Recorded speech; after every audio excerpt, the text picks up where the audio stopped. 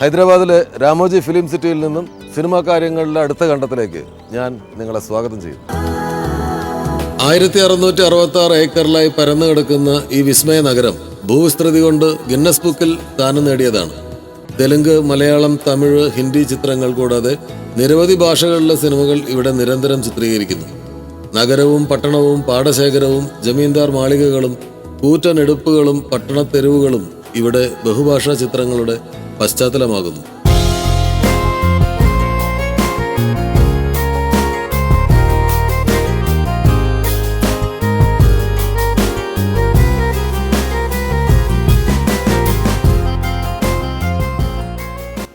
കരളേ കരളിൻ്റെ ആ പാട്ട് ഷൂട്ട് ചെയ്ത സ്ഥലമാണിത്. ഇവിടെ രാമോജി ഫിലിം സിറ്റിയിലാണ് ഉദയനാണ് താരം എന്ന സിനിമയുടെ പ്രധാന ഭാഗങ്ങളെല്ലാം ചിത്രീകരിച്ചത്. എനിക്ക് തോന്നുന്നു രാമോജി ഫിലിം സിറ്റിയെക്കുറിച്ച് കേരളത്തിൽ മലയാളികൾ മനസ്സിലാക്കുന്നത് ആ സിനിമ വന്നതിന് ശേഷമാണ്. അതിലെ ഏറ്റവും സുപ്രസിദ്ധമായിട്ടുള്ള ഗാനം വിനീത് ശ്രീനിവാസൻ പാടി, അച്ഛൻ ശ്രീനിവാസൻ അഭിനയിച്ച് മീനയുമൊത്ത് ഉള്ള ഭാഗങ്ങൾ ഷൂട്ട് ചെയ്ത ഒരു സ്പോട്ട് ഇതാണ്. യൂറോപ്പിലെ ഏതോ ഒരു സ്ട്രീറ്റിലാണ് ഞാൻ നിൽക്കുന്നതെന്ന് തോന്നുന്നുണ്ടാവും. ഇത് യൂറോപ്പിലെ സ്ട്രീറ്റിൻ്റെ മാതൃകയിൽ രാമോജി ഫിലിം സിറ്റിയിൽ സെറ്റ് ഇട്ടിരിക്കുകയാണ്. ഒരു വലിയ ഏരിയ മുഴുവൻ ഒരു യൂറോപ്യൻ കോളനി പോലെ സെറ്റ് ഇട്ടിരിക്കുകയാണ്. ഇവിടെയാണ് സുപ്രസിദ്ധമായ ഉദയനാണ് താരം എന്ന സിനിമ ഷൂട്ട് ചെയ്തത്.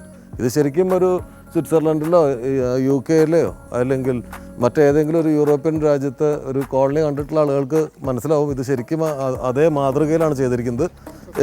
ഈ സ്ട്രീറ്റിൻ്റെ പേര്, ഇവിടെ ഇട്ടിട്ടുള്ള പേര് പ്രിൻസസ് സ്ട്രീറ്റ് എന്നാണ്. നമ്മളിപ്പോൾ നിൽക്കുന്നത് രാമോജി ഫിലിം സിറ്റിയിലെ ഒരു സ്ട്രീറ്റ് സെറ്റിലാണ്. ഇവിടെ നമ്മൾ പുറകിൽ കാണുന്ന ആൾക്കൂട്ടവും ബഹളവും ഒക്കെ ചൈന ടൗൺ എന്ന റാഫി മെക്കാർട്ടിൻ്റെ ഏറ്റവും പുതിയ മോഹൻലാൽ, ജയറാം, ദിലീപ് തുടങ്ങിയവർ അഭിനയിക്കുന്ന സിനിമയുടെ ക്ലൈമാക്സ് ഷൂട്ടിങ്ങാണ് അവിടെ നടന്നുകൊണ്ടിരിക്കുന്നത്.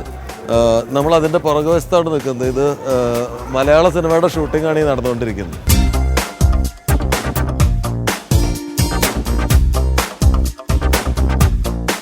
നമ്മളിതിനകത്ത് എൻ്റർ ചെയ്ത് കഴിഞ്ഞാൽ ഒരു ഫുൾ ഫിലിം തീർത്ത് നമുക്ക് പുറത്തിറങ്ങാം. താമസിക്കാനുള്ള സൗകര്യങ്ങൾ, ആഹാരം, മറ്റേത് ഏത് തരത്തിലുള്ള സെറ്റ് വേണമെങ്കിലും എന്തൊക്കെ എക്യുപ്മെൻറ്റ്സ് വേണം എല്ലാം ഒരിടത്ത് ഒത്തിണങ്ങി അതും അവർ അപ് ടു ഡേറ്റ് ആക്കിക്കൊണ്ടിരിക്കുകയാണ്. എല്ലാം പുതിയ എല്ലാം ഓരോ പല വീടുകളും ചേഞ്ച് ചെയ്തുകൊണ്ടിരിക്കുക. പിന്നെ ഞാനൊരു 4-5 വർഷങ്ങൾക്ക് മുമ്പ് വരുമ്പോൾ എങ്ങനെ ഇരുന്നോ അതിനേക്കാൾ കുറച്ചും കൂടി പുതുമയായിരിക്കുന്നു ഓരോ പ്രാവശ്യം വരുമ്പോഴും. അപ്പോൾ അത്ര നല്ല രീതിയിലാണ് അവരിത് മെയിൻറ്റെയിൻ ചെയ്യുന്നത്.